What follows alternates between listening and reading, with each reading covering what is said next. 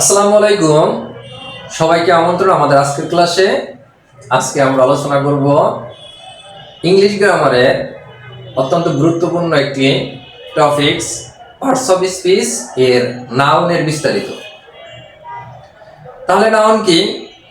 আমরা এর আগের ক্লাসে নিয়েছি নাউন হলো যে ওয়ার্ড দ্বারা কোনো কিছু নামকে বোঝায়। তাহলে এই নাউন সম্বন্ধে আমরা একটু বিস্তারিত জানি। আসলে নাউনটা কি? যে noun is a word, noun একটা শব্দ দ্যাট যা নেমস নামকরণ করে সামথিং কোনো কিছু, সাচ এস এরকম, কিরকম, এ পারসন একটা ব্যক্তির নামকে নামকরণ করে, প্লেস স্থানের, থিংস অর আইডিয়া যে কোনো মানে কোনো বস্তু অথবা ধারণার নামকে সে বোঝায়। ইন এ সেন্টেন্স একটা সেন্টেন্সের মধ্যে noun can play the role, noun role play করে অর্থাৎ নাউন কাজটা করে কিসে? Of subject, object, direct object, indirect object, subject complement, object complement, appositive or modifier. অর্থাৎ একটা সেন্টেন্সের মধ্যে নাউন যে subject, direct object, indirect object, subject complement, object complement, appositive অথবা মডিফায়ার, এই সকল কাজটা সাবজেক্ট করে থাকে। আচ্ছা, তাহলে সাবজেক্টটা কিরকম কি আমাদের যে বলছে যে প্রথমে কি সাচ এস এ পারসন, তাহলে কি নাউন কি করে? ব্যক্তির নামকরণ করে, অর্থাৎ ব্যক্তির নাম দিয়ে মানে নামকে সে বোঝায়। কিরকম? যে noun can name a place, অর্থাৎ নাউন একটা ব্যক্তির নামকে বোঝায় বা নামকরণ করে। আমরা যদি বলি মুস্তাফিজুর রহমান, বাংলাদেশের কার্টুন মাস্টার, তাই না? আমরা বললে মুস্তাফিজুর রহমানকে যখন বলবো তখন আমরা একটা ব্যক্তির নামকে বুঝাইবো, অর্থাৎ বললে আমরা ওই ব্যক্তিটাকে চিনি। দ্য প্রেসিডেন্ট, রাষ্ট্রপতি, রাষ্ট্রের যে প্রধান থাকে তার নামকে বোঝায়। এরপরে আছে মাই ব্রাদার, আমার ভাই, এই যে তার সাথে আমার একটা সম্পর্ক, আমার ভাই, অর্থাৎ ব্যক্তির যে সম্পর্কটাকে বুঝাইছে। এর বয়, একটা বালক, বালকের যদি অর্থাৎ বালকটাকে বুঝাইছে, কমন নাউন হিসেবে সাধারণভাবে বুঝিয়ে গেছে। অর্থাৎ এটা হলো নাউনের যে এ পারসন, সে একজন ব্যক্তির নামকরণ করে, অর্থাৎ একটা ব্যক্তির নাম সে এইভাবে ব্যক্তির নামকরণ করে থাকে। Noun can name a place, সে স্থানের নামকে বোঝায়, যে শব্দটা দ্বারা স্থানের নামকে বোঝায়। কি কি রকম হতে পারে? মাউন্ট এভারেস্ট, একটা নির্দিষ্ট যে আমাদের পর্বতচূড়া আছে মাউন্ট এভারেস্ট, সেটার নামকে সে বোঝায়। এরপরে যদি বলি যে আওয়ার স্কুল, এই যে স্কুল একটা কি কিসের নামকে বুঝাইলো? যে প্রতিষ্ঠানের নামকে, যেখানে মানে শিক্ষা প্রদান করা হয়। নামটা বললে আমরা এর অর্থ মোটামুটি বুঝে ফেলতে পারি। এরপরে কি আছে? Noun can name things, noun বস্তুর নামকরণ বোঝায়। এরকম কিছু বস্তু আছে যেটা আমরা বেশিরভাগ বস্তুই ধরতে পারি, ছুঁইতে পারি, দেখতে পারি। কিছু আবার আছে যেগুলোকে দেখা যায় না, ধরা যায় না, ছোঁয়া যায় না।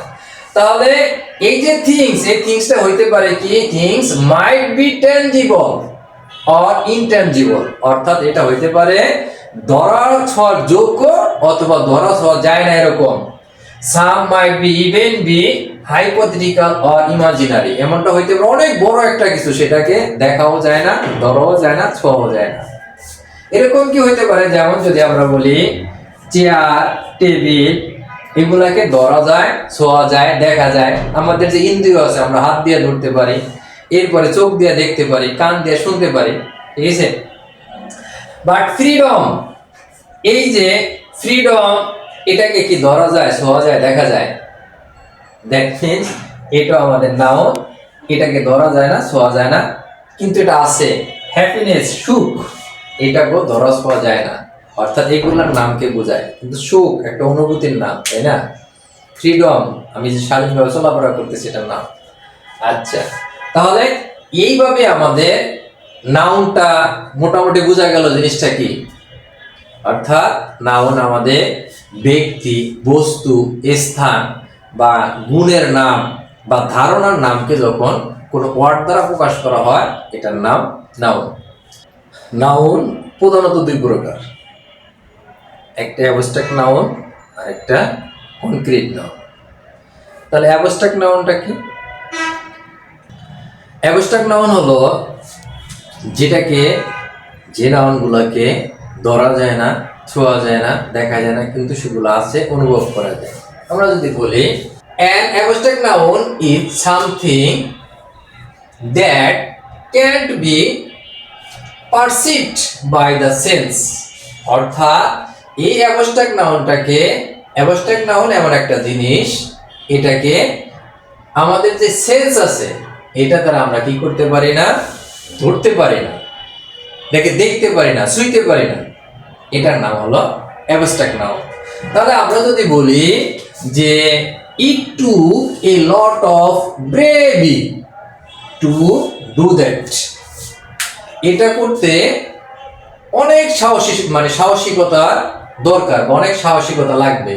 it took, এটা লেগেছিল, a lot of bravery, অনেক সাহস লেগেছিল, to do that, এটা করতে। ব্যাপারটা ক্লিয়ার? অর্থাৎ এই যে সাহসিকতা আমরা বলি, ফ্রিডম বলি, এরপরে হ্যাপিনেস বলি, এই শব্দগুলোকে বা নাউনগুলোকে দেখা যায় না, ধরা যায় না, ছোঁয়া যায় না। দ্যাট মিন্স এগুলি হলো আমাদের অ্যাবস্ট্রাক্ট নাউন। আরেকটা হলো কনক্রিট নাউন। তো কনক্রিট নাউন কি?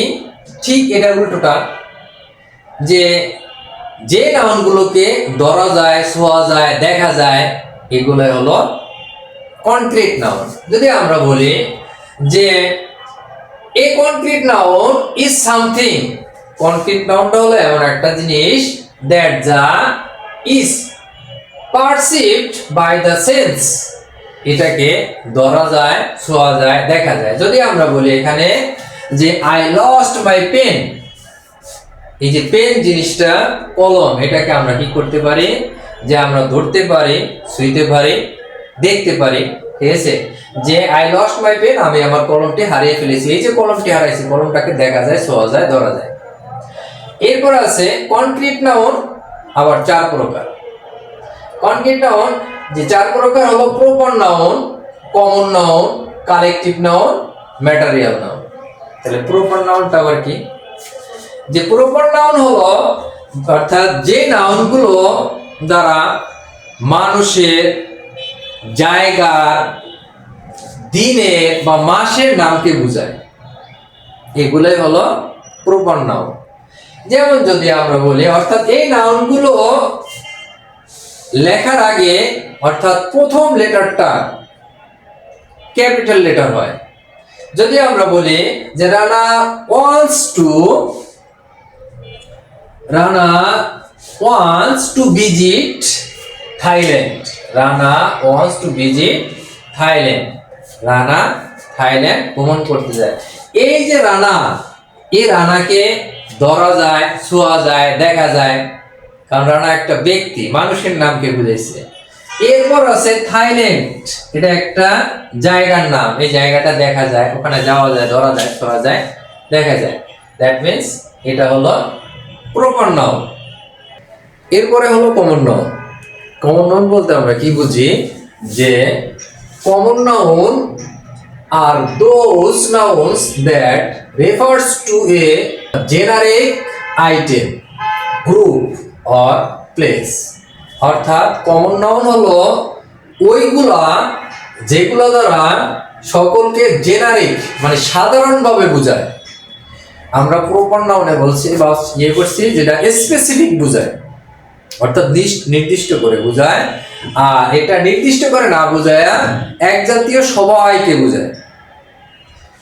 তাহলে এটা হলো আমাদের কমন নাউন। কিরকম হতে পারে? The boy crossed the road, the boy crossed the road, বালকটি রাস্তা অতিক্রম করেছে। তাহলে এখানে বালকটি, বালক বলতে তো সকল ধরনের বালককে বুঝাইছে। কোন বালকটা যে রাস্তা পার হয়ে গেছে সেটাকে নির্দিষ্ট করে বলে না যে বালকটার নাম এই বালকটা রাস্তা পার হয়েছে, তাহলে এটা না বুঝায়া শুধু বালকটি রাস্তা পার হয়েছে, এই যে শুধু বালক এই শব্দটা দ্বারা যে কোনো ধরনের বালক হইতে পারে, অর্থাৎ সে নির্দিষ্ট করে না বুঝায়া বালক জাতীয় সকলকে সে বুঝাইয়া গেছে। এরপরে হলো রোড। রোড বলতেও এখানে রোডটাও কমন নাউন, কারণ এই রোড বলতে কোনো রোডের নাম নির্দিষ্ট করে বলে নাই, যে এটা মানে নির্দিষ্ট সড়কের যে আমাদের নামগুলো থাকে ওই নামের কোনো নামটাই সে নির্দিষ্ট করে বুঝায় নাই। এরপরে হলো যে এটা কি, যে common noun are not capitalised unless they appear at the beginning of a sentence. এর মানে হলো যে common noun are not capitalised, common নাউনকে বড় হাতের অক্ষর ব্যবহার মানে অর্থাৎ যেটা আমরা ক্যাপিটাল লেটার বলতে যেটা বড় হাতের অক্ষর বুঝাই, ওই লেটারটা বসে না আনলেস যদি না they appear at the beginning of a sentence, যদি তারা সেন্টেন্সের বাক্যের শুরুতেই যদি কমন নাউনটা না বসে তাহলে তাদের ওই সেন্টেন্স মানে ওই কমন নাউনটা ক্যাপিটাল ওয়ার্ড দ্বারা শুরু হয় না। যেটা প্রপার নাউন যেখানে যাবে সে তার ক্যাপিটাল লেটার বসতে হবে, অর্থাৎ প্রপার নাউনের প্রথম লেটারটা ক্যাপিটাল লেটার হবে। আচ্ছা, এরপরে আছে কালেকটিভ নাউন। তাহলে কালেকটিভ নাউনটা কি, যে a collective noun denotes A group of collection of the people or things. অর্থাৎ কালেকটিভ নাউন দ্বারা বোঝায় যে একটা গ্রুপ অফ কালেকশন পিপল, অর্থাৎ কিছু লোকের জড়ো হওয়া, একত্র হওয়া, কালেকশন হওয়া, অর থিংস অথবা কিছু জিনিস, অর্থাৎ কিছু সিঙ্গুলার কমন নাউন যখন একত্র হয় তখন সেটা হলো কালেকটিভ নাউন। যদি আমরা বলি যে বাংলাদেশ দল, বাংলাদেশ ক্রিকেট দলে 11 জন নিয়ে একটা দল হয়, সেটার নাম হয় কি বাংলাদেশ ক্রিকেট দল আর ফুটবল দল বা যে কোনো খেলার যে দল। অর্থাৎ এখানে যে প্রত্যেকটা লোক মানে সিঙ্গুলার কমন নাউন এরা একত্র যখন হয়েছে তখন একত্র হয়ে এরা এই কালেকটিভ নাউন। এরকম যদি আমরা বলি যে আর্মি, একজন দিয়ে তো আর্মি হয় না, একজন দিয়ে আর্মি হয় না, তাহলে কি যে অনেকগুলো যখন একটা আর্মি মানে টোটাল যে আর্মির এটা সব মিলে আর্মির যে একটা দল বা টিম, এটাই হলো কালেকটিভ নাউন। নেভি, এয়ারফোর্স হতে পারে। আমরা যদি একটা উদাহরণে আসি, এরপরে যদি আমরা বলি যে মানে গরুর পাল, মহিষের পাল, এরকম যদি বলি তাহলে ওই যে পাল যেটা এটাই হলো কালেকটিভ নাউন। একটা সিঙ্গুলার একটা গরু অথবা মহিষ দিয়ে আমরা কালেকটিভ নাউন লেগে সিঙ্গুলার কমন নাউন। যদি আমরা একটা ইয়েতে আসি যে a swarm of bees flew towards me when I was playing in the field. যে এ সোয়ার্ম অফ বিস অর্থাৎ মৌমাছির একটা দল বা মৌমাছির একটা পাল কি করছে, ফ্লিউ উড়ে আসতেছে, টুয়ার্ডস আমার দিকে, হোয়েন যখন I was playing in the field আমি যখন মাঠে খেলা করতেছিলাম তখন একদল মৌমাছি আমার দিকে উড়ে আসছে। তাহলে এই যে সোয়ার্ম একটা দল, মৌমাছির একটা দল, এই যে মৌমাছির এটা হলো পাল বা দল আমরা যাই বলি, অর্থাৎ কমন কালেকটিভ নাউন গুলো হলো এগুলো। এরপরে আছে ম্যাটেরিয়াল নাউন। তাহলে ম্যাটেরিয়াল নাউনটা কি, যে a material noun is a word. Material নাউনটা হলো এমন একটা শব্দ that refers to a substance, matter or raw materials from which other things are made। অর্থাৎ এটা হলো এমন একটা ওয়ার্ড বা শব্দ বা বস্তুর নাম, এটা দ্বারা যখন কোনো জিনিস তৈরি করা হবে তখন এটার নাম হবে ম্যাটেরিয়াল ম্যাটেরিয়াল নাউনস। তাহলে যদি আমরা এখানে দেখি she wears a ring, সে একটা আংটি পরেছে মেড অফ গোল্ড।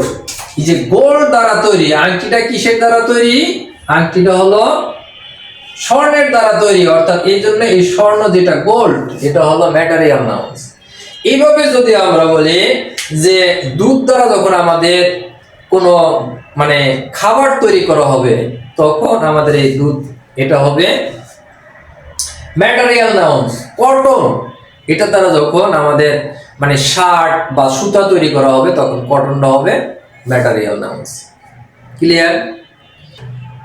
গণনার উপর ভিত্তি করে আবার নাউনকে দুই ভাগে ভাগ করা যায়, একটা হলো কাউন্টেবল নাউন আর একটা হলো আনকাউন্টেবল নাউন। কাউন্টেবল নাউনটা কি? যে কাউন্টেবল নাউনটা হলো যে নাউনগুলোকে আমরা মানে গণনা করতে পারি এটাই কাউন্টেবল, আর যেটা গণনা করতে পারি না এটাই হলো আনকাউন্টেবল নাউন। সাধারণত এ এন অথবা নাম্বার ব্যবহার করে, এ এন অথবা নাম্বার ব্যবহার করে কাউন্টেবল নাউন বোঝানো যেতে পারে।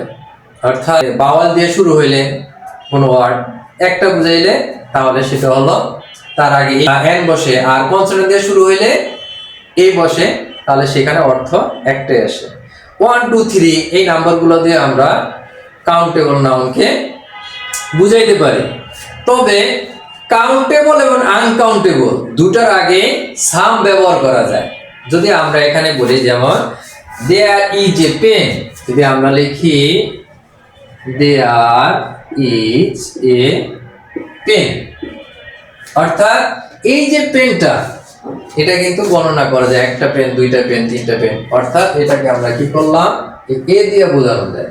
আবার যদি বলি যে there is an apple, there is an apple, সেখানে একটা আপেল। এরপরে হইলো অ্যান দিয়ে তাহলে একটা বোঝানো গেল। যদি আমরা বলি যে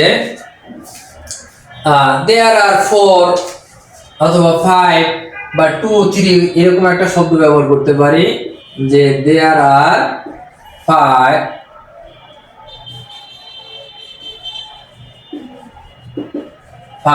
apples, দেয়ার আর 5 apples, অর্থাৎ এই যে আপেলটাকে আমরা গণনা করতে পারি, সংখ্যা দ্বারা সেটা প্রকাশ করতে পারি। এখন যদি আমরা বলি দেয়ার আর সাম বুকস, দেয়ার আর সাম বুকস, অর্থাৎ এটা যে আমরা এই বইটাকে কিন্তু গণনা করা যায়, এটার আগে সাম ব্যবহার করে আমরা সেটা বুঝাইতে পারি। আবার দেয়ার আর সাম সুগার, দেয়ার আর সাম সুগার, এটা দ্বারা আমরা এই পরিমাণটাকে নির্দেশ করতে পারি। সাম এই শব্দটা কাউন্টেবল আনকাউন্টেবল দুটার ক্ষেত্রে ব্যবহার করা যায়। এরপরে হলো যে কাউন্টেবল নাউন এর কোয়ান্টিটি জিজ্ঞেস করতে মেনি ব্যবহার করে, অর্থাৎ আমাদের কাউন্টেবল আর আনকাউন্টেবল নাউনের ক্ষেত্রে আমরা কি করি, কোয়ান্টিটি বুঝাইতে কাউন্টেবলের ক্ষেত্রে মেনি ব্যবহার করতে হয়, আর আনকাউন্টেবলের ক্ষেত্রে আমাদের মাস ব্যবহার করতে হয়। যে how many pencil, how many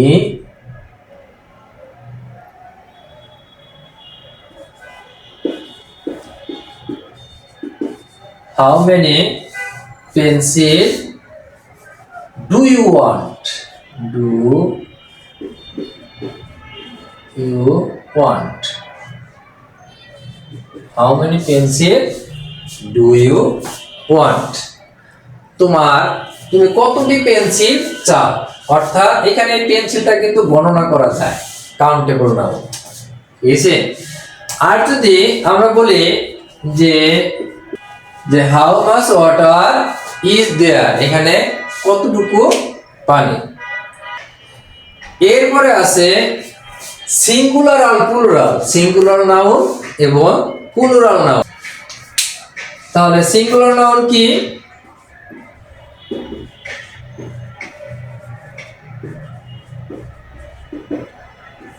singular noun অর্থাৎ যে নাউন দ্বারা একটি মাত্র সংখ্যাকে বোঝায়, এটা হলো সিঙ্গুলার। আর যেটা দ্বারা একের অধিক সংখ্যা বোঝায়, মানে ওই নাউনটা একের বেশি আছে এরকমটা বোঝায়, তাহলে ওটা হলো প্লুরাল নাউন। এই সিঙ্গুলার নাউনকে আবার প্লুরাল নাউন করা হয় যে বেশিরভাগ ক্ষেত্রে সিঙ্গুলার নাউনকে প্লুরাল করার সময় এস ব্যবহৃত হয়। যদি আমরা বলি বুক, এখানে আমরা যদি বলি যে বুক, এটা প্লুরাল করলে বুকস। পেন, এটা প্লুরাল করলে পেন্স।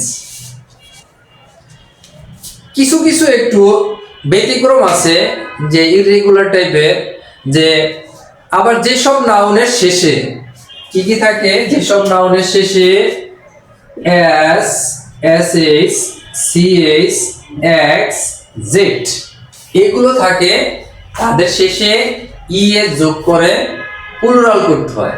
যেমন আমরা যদি বলি ফক্স,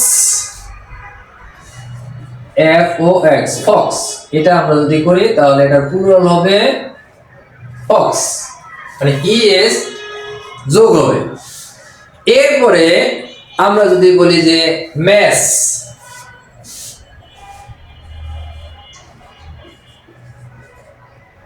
যেহেতু এটার আগে সিএস আছে আমরা কি করব, ই এস যুক্ত করে দেব, ইএস। এইভাবে এস থাকলে, জেড থাকলে, জেডেরটা একটু চেঞ্জ আছে, যদি জেড থাকে তাহলে আমরা কি করব, যে যদি আমরা লিখি কুইজ, কুইজ অর্থাৎ এই শেষে জেড আছে, এই শেষে যদি জেড থাকে কুইজে, তাহলে আমরা এই জেডটাকে ডাবল করে দেব, ডাবল করে তারপরে এ যুক্ত করব, তাহলে এটা হবে জেড ইএস। এরপরে আছে যদি ম্যান শব্দগুলো থাকে, কিছু কিছু আছে ভিতরের ভাওয়াল চেঞ্জ করে করতে হয়, আবার কিছু আছে যে পুরোটাই চেঞ্জ হয়ে যায়। যে যেসব মানে ম্যান যদি থাকে, ম্যান, ওম্যান, তাহলে ম্যানের প্লুরাল করতে হবে, যেমন man, M A N, man, এটার প্লুরাল হলো এম ই এন, ম্যান। ঠিক ওম্যানের ক্ষেত্রে একই হয়, ওম্যান, তাহলে ও মিন। এরপরে আছে যদি কোন নাউনের শেষ, অর্থাৎ কোন সিঙ্গুলার নাউনের শেষে যদি ওয়াই থাকে, কোন সিঙ্গুলার নাউনের শেষে যদি ওয়াই থাকে, তাহলে ওয়াই এর আগে যদি আবার একটা কনসোনেন্ট থাকে, কোন সিঙ্গুলার নাউনের আগে ওয়াই থাকলে এবং তার আগে যদি একটা কনসোনেন্ট থাকে, তাহলে ওই ওয়াইটাকে আমরা তুলে দিয়ে সেখানে আই এ যুক্ত করতে হয়। যদি আমরা বলি যে রিয়েলিটি,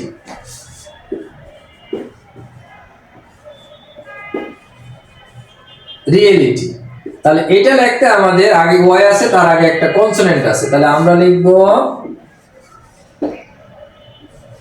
রিয়েলিটিজ, অর্থাৎ ওয়াইটাকে উঠিয়ে দিয়ে সেখানে আমরা আই এস যুক্ত করে দেব। আরেকটা আমরা যদি বলি যে ডিফিকাল্টি,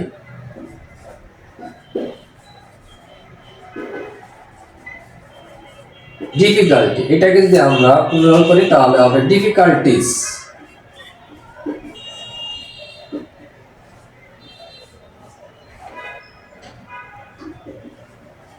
ডিফিকাল্টিস।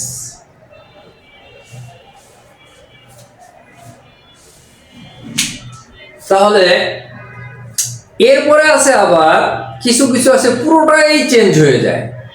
যেমন যদি আমরা এরকম কিছু শব্দ দেখি যে লাউস, লাউস, লাউস মানে হলো কি কুকুর, ঠিক আছে? লাউস এর প্লুরাল করতে হলে হবে লাইস, লাউস, লাইস। এরপরে আমরা যদি আরো কিছু বলি, যেমন লোফ, লোফ মানে হলো পাউরুটি, তাহলে আমরা এটাকে লিখতে পারি এল ও এ ভি ই এস, অর্থাৎ এখানে এফটাকে তুলে দিয়ে ভি অর্থাৎ ই এস, লোভস। এই হলো মূলত আমাদের নাউনের ক্লাসিফিকেশন গুলো। আশা করি তোমরা সবাই বুঝতে পারছো। যদি এর পরেও কারো কিছু তোমাদের জানার থাকে তোমরা কমেন্ট বক্সে অবশ্যই লিখবা। নেক্সট ভিডিওতে তোমাদের সে সকল সমস্যাগুলো সমাধান করার চেষ্টা করব। সবাই ভালো থাকবা, সুস্থ থাকবা, সুন্দর থাকবা। আল্লাহ হাফেজ।